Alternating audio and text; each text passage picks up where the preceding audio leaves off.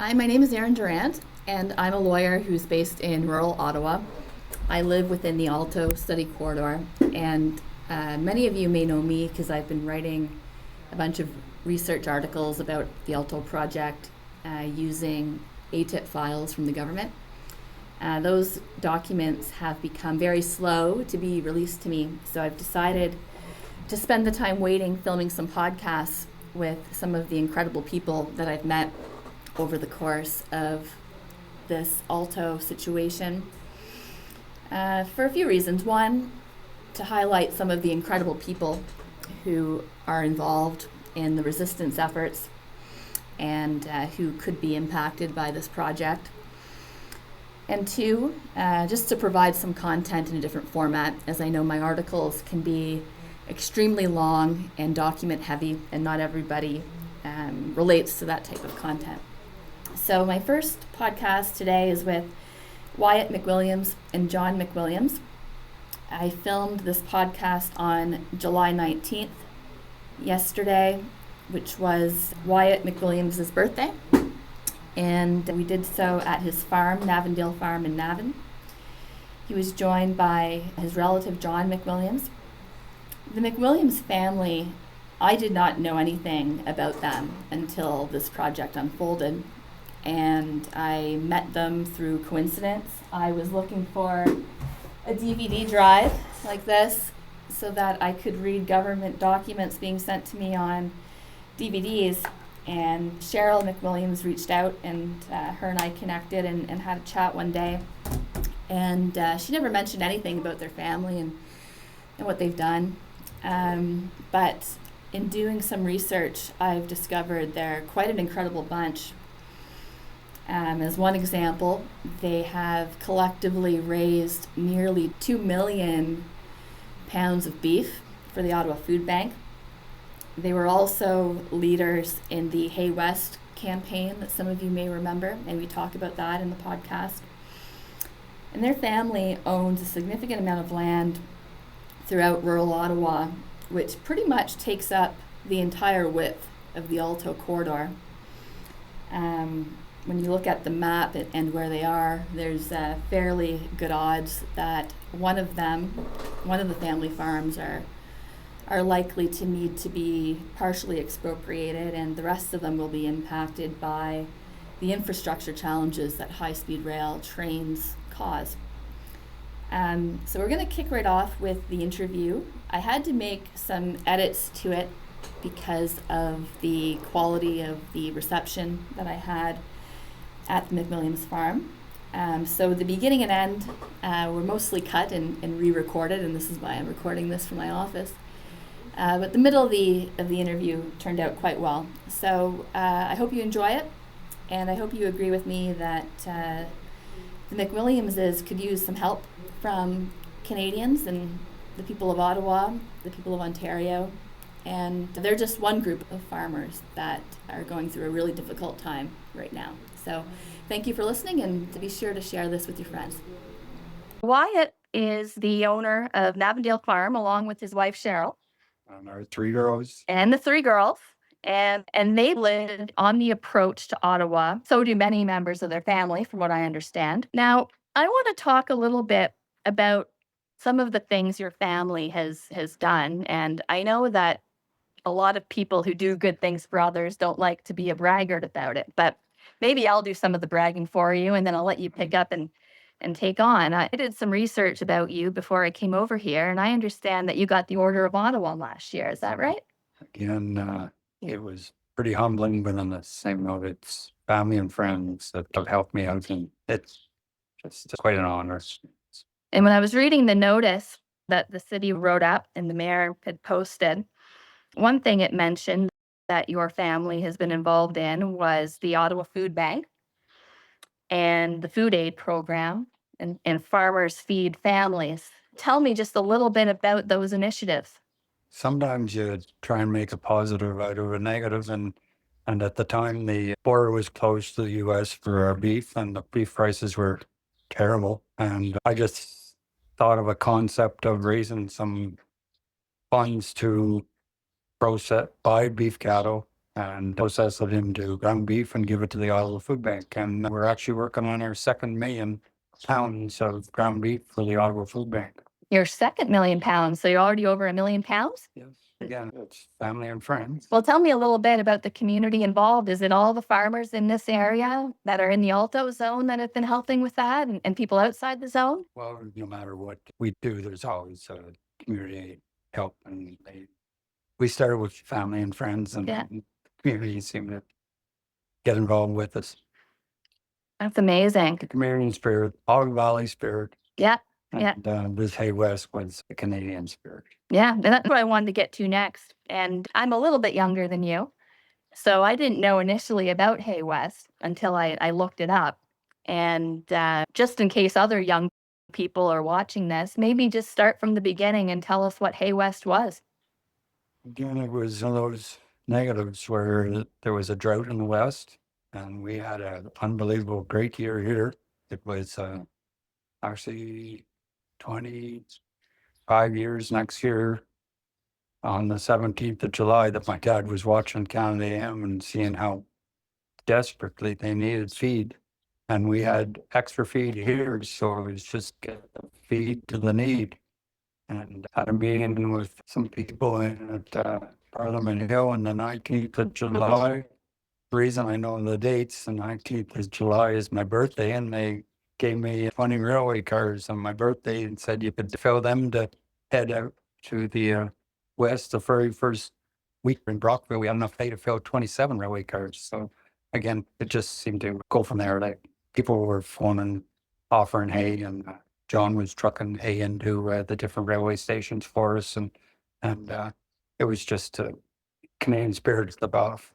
John, what do you want to say about that time and your involvement in it, or what you noticed about the community spirit? Well, the phone calls were coming from all over Eastern Ontario and Western Quebec, and I think there was even some offered from East Coast, and just had to get it to a loading location, and it was incredible. It was a rental company out there that offered their equipment to help load the train, and there was guys with logging trucks that showed up and got hay into the box cars, and some of it was flat cars, some of it was box cars. We needed what they had, and yeah, it was just everybody come together because everybody's in need of, has been in the past in need of hay and didn't know where to get it, and so everybody kind of felt had been through it. So What I find amazing about it is that it was really a community driven initiative. You know, it was a bunch of farmers that came together and made it happen, and sort of forced the government's hand in terms of getting some help with it. There's an article, I'll put it in the show notes, on the Farm Credit Canada website that talked about this initiative. And one thing that you said in that interview probably years ago was this: we used to say it was about getting the feed to the need, but really it was about unity. It wasn't just Ontario farmers helping Alberta farmers. It was Canadians helping Canadians. It was the whole country coming together. And I think that's just a perfect way to sum it up. That's right. And again, it was what I call the Canadian spirit. It's really what being this close to Ottawa. We do have some friends that are in Parliament Hill right there now. We wish we had more friends, but same note, it's this high-speed train business as far as farmers. Yeah. And that's exactly where I wanted to go to next. And I'm going to ask, we didn't talk about this beforehand, but I'm curious, Wyatt, do you remember how you first found out about this Alto project and what your initial reaction was? And John, I'll ask you the same thing next. Again, we really didn't have a whole lot of information going out other than friends from just east of us got a letter saying that they might be on the route and that they wanted to come in and do soil samples. There had been a meeting and there was some awareness happening down here, but we hadn't had anything happening really in this area. I mean, really nobody was aware of it, and this is back April. Yeah. And we pulled together a bunch of guys to have a meeting in up the Navan Road, and there was 500 people come out within 1 week of just trying to get the awareness out there that this is actually happening. I mean, nobody from Alto showed up, and we were just trying to let the community know that this was happening because we didn't know it was happening. And John, did you have any notice of it, or did you find out the same way that Wyatt did? Pretty well, actually. The youngest son, he was in a school hockey tournament, and I ran into a guy that I knew there that was playing. He's a retired firefighter, and he just played a game at the same arena. And he was telling me about it, and I had no idea. And he sent me a couple of links, and I went from there. And just so that the people watching this who haven't been following it very closely, the meeting that Wyatt referred to in is one of the meetings that Alto arranged. And between the Quebec border and Ottawa, the only meeting held. And it was held relatively early in the consultation process. So I didn't know about it either. And I actually found out about it pretty much exactly the same time as you, Wyatt, sort of end of March, just before the initial consultation was supposed to close, and maybe a week or so before the big meeting in Navan. When you heard about it, what did you do to get information? Is that why you went to the meeting in Navan, or did you go have somebody look on the internet, or what was the process for you to try to figure out what was going on? Well, again, this thing of having no information and really not knowing what the whole just of the route or the cost or any of it. There was no information. And we thought the community doesn't even know that this is happening, and it's going right in our backyard. So that's why we pulled together that meeting. But on the same note, it was kind of one of those things where the awareness factor just still hasn't hit a lot of people in the country, as far as I'm concerned. A lot of people don't even know it's actually it's happening, and it's going to affect a lot of people. Yeah. You want to say anything about that, John? Well, yeah, there wasn't a whole lot of awareness, and thank God there's people like yourself with lots of research capabilities that drug some of this facts out, because they weren't offering up a whole lot of information to landowners and stakeholders as far as property owners and stuff go. And it's going to affect a lot of people, not only the ones physically affected for land, but this bill is going to be spread out across the whole country. People that are never going to maybe see or use the train are going to be paying for it as well. And I don't understand the reasoning for it. There's no business case for it. There's no need for it. We already have a pretty good service from VIA, and it's used at best. Mm-hmm. And you mentioned something there about it impacting a lot of people. I think people that live in cities and who have never worked on a farm may not understand how it is that a 60-meter wide train is such a big nuisance. I understand it because I grew up near a farm and I know lots of farmers. But maybe Wyatt, talk a little bit about the practical problems a train like this will have. One, if it runs through your property, and two, even if it's nearby, in terms of the impact on you and the ability to run the farm profitably. Yes, it's not just the impact of taking farm agriculture land out of use, which they're going to have to make a wider corridor than what they have for this train route that they're looking at next to Navan here.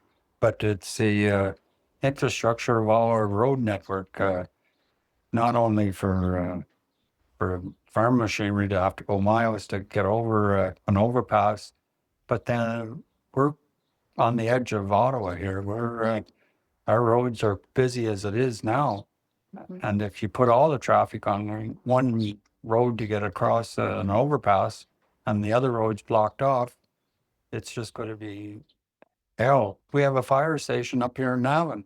They'll have to go extra miles to get to a fire if we have a fire at the farm now. And And right now it's only a mile up the road because the road will be blocked off. And other things like snow and buses, it's just the infrastructure. People don't realize the amount of mess it's going to make as far as, but you don't travel on a tractor the same as you do in a car or a vehicle. To go from one road to the next, it's just going to be a mess. You said something important there, actually, and I read in the news a few weeks ago, some farmers that are up near the Mitch Owens Road talking about how difficult it is to farm there and get their tractors around because of how busy Mitch Owens is. And I know you're close to Frank Kenny, which is a very busy road, which will only get busier if it remains open. It could be one of the ones that remain open, but it'll be even busier than it is now, I presume. And for people who haven't been following it as closely as us, the reason that roads need to be closed is for a high-speed train, there can be no level crossing. So it's not like you get up to the train track and there's an arm that goes up and down letting you know when to cross. That's what most people think when they hear about a train. And these trains are very, very fast. And for safety reasons, there can be no crossings like that. So decisions need to be made about which roads basically get cut off, and which roads will continue, and whether there'll be overpasses and underpasses. And there's no information available currently about which roads those will be for people to plan. John, I understand that you actually received one of the letters from Alto. Is that right? Okay, phone call. Oh, a phone call. Tell me a bit about the phone call and what they were looking for. They were looking for access, same as, well, pretty much a carbon copy of what they sent to, Our cousin. yeah, residences. Anybody else that got a letter, ours was a phone call. And of course, we weren't real receiving to what their request was. And asked them a couple of questions, and there was really no good answers for any of it. Right. Of course, the person calling, they're just an employee with a script to read, and maybe weren't given any information to respond with, so they didn't. But We also have some relatives down at Sarsfield.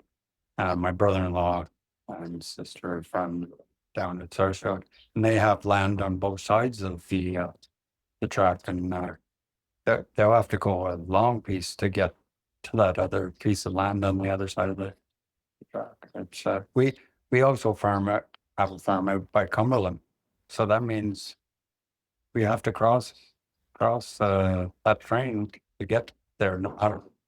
Whether Frank Canyon's going to be the crossing with the traffic, it's going to be a real mess because the traffic's bad now, and we're lucky there's not more farm accidents. People don't realize what a slow-moving vehicle sign is in the back of a vehicle or a tractor or wagon, and they're passing you on the bridges and the hills, and want to turn, you need a little extra room to turn. It's just going to be accidents waiting down. And one thing we haven't talked about yet is just the cost. You know, you mentioned about the whole country having to pay for it, and you know, the estimate that they've given, which also says isn't even an estimate, is between $60 and $90 billion. What are your thoughts of the country spending that money right now on this train, Wyatt? Well, again, I wish I could find that money tree and plant it. As farmers, we'd like to grow things that make money, but on the same note, haven't been able to find that money tree. I don't think the country can afford such a luxury or the cost of this train, because it's billions, not millions, billions, and how much is it going to be used? It's the train, like John said, isn't being used now. And that's with stopping in different communities, that this is not going to have any stops. It's just a few different places it's going to go to. And two, the money could be used if they have this extra money. We want to help the environment and or the climate. Buy some more planes to put out some of the forest fires quicker before they get out of control. And our healthcare system, we could use a whole lot more money. There's a whole lot of other things that we could do with 69 billion, and that's just an estimate to start with. Like, I have no idea what this is going to cost, let alone the cost of operating whenever they do get it. John, what do you think of the cost and the priority of this thing?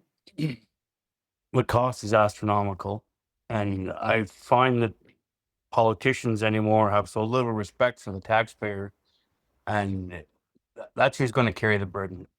Is everybody's just paying taxes.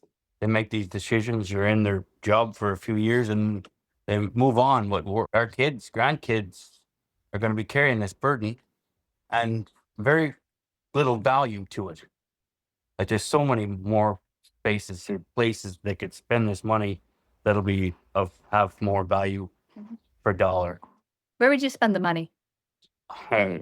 Healthcare, like, there's hospitals could be built and doctors hired and trained, and the list is almost endless, but Right, this is certainly not a priority. right. And I don't know how much you guys want to talk about this being tough farmers, but maybe talk about sort of the emotional toll that this has had and the stress on you guys and your family. Are you comfortable talking about that a little bit? Well, again, we're thinking about the next generations too. Like, our my girls and grandkids are going to carry on, and they're going to have to deal with this mess of a train down the road too. And bottom line is, we've dealt with a few things like this Dreco that went through the community back how many years ago? Was 4 that? years ago. 4 years ago already, and we can sleep at night, and then something like this comes along, and it kind of makes you sleep uneasy again. It does wear on you. Right. For people that don't know the Ottawa area, about 4 years ago, there was a huge storm of Derecho, which, very similar damage to what a tornado would do. So did you both have damage on your farms from the Derecho? A disaster. That must have been expensive and timely to rebuild. John, was that a tough time the past few years getting over that? Yeah, and it's just the cleanup alone was, I don't know. We had our own equipment, and thank God, because we used every bit of it for a couple of weeks. And volunteers showed up from, like, I don't even know some of these people, like, here to help, and so they went and did a job. To go from having to build back from that to now have to deal with this nonsense must be a lot of stress for the family. And as well, I mean, you're hoping to build for the next generation, and so, and it's going to affect them. If this goes ahead, it's going to be very serious ramifications for all of it. And you're kind of waiting for the other shoe to drop, and you really can't make a whole lot of decisions until it happens. And so, yeah, there's a lot of sleepless nights going along with it. And, have you given thought into what would happen if you had to move because of this? Let's say they wanted to expropriate where your home is and you needed to go someplace else. Wyatt, have you thought about that and what you would do? Again, this has been in the family for 6 generations. And like I said, it's kind of home. But on the same note, they're not making any more farmland. And it's really, there's always something that comes up for sale, but it's you don't want to saddle the next generation with having a big debt over their shoulders as far as buying more land after we've got this acquired over the years, and blood, sweat, and tears in getting to what we have. So why let them just take it their way there? But I felt very good on the side of the roads. And again, it doesn't be different if it was something that was going to be utilized. The future is going to be electric cars, and our hydro bills are going to be crazy just to cover the cost of operating this darn train. John, anything to add to that? Well, yeah, all these, like, all the amount of infrastructure that's going to have to happen to get this going, and the amount of resources that they're going to take from, whether it's pits and quarries, this just concrete and all the rest of it, and they're going to take all those resources from as close as they can get them. Mhm. That only makes sense. And so if they're emptying some of these pits and quarries, and then they're gone, they got their pocket full and their job is done and away they go. Well, what's the rest of the community going to do when they need, a load of gravel or some concrete? Then it's going to have to be trucked in from. Are they going to allow for all of that? Mhm. Mhm. And people's property that maybe they are going to, they want 60 meters. Sure. Well, maybe if that guy has decent enough gravel, are they going to take more? Is he going to be compensated for all of that? Right. The last thing, and if you don't want this part on it, I'll edit it out. But I was chatting with your wife a few weeks ago, and she raised a concern that you haven't, and that is, I understand, Wyatt, that you have a vision impairment, and it can be hard to get around, but you've managed to get around this place because you know it. Do you have concerns about going to a new place and the ability, to farm at a new place given your age? Well, again, there's no such thing as retirement in McWilliams vocabulary. So this has been my home, and I know every inch of this farm. But on the same note, it would make it real tough to start over someplace else. The bottom line is everybody has their own individual issues. It's something that I have to deal with. But on the same note, we're lucky. We got 4 family farms here. We help each other out, and like I said, 6 generations of us, and I just don't see the justification of this train affecting other families. Hi.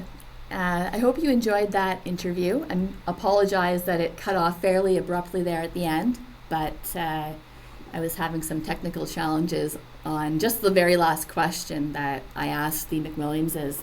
So I'm going to try to summarize, I think, the final message that all 3 of us had at the end of the interview, which is this. We all feel quite disrespected as a result of this project.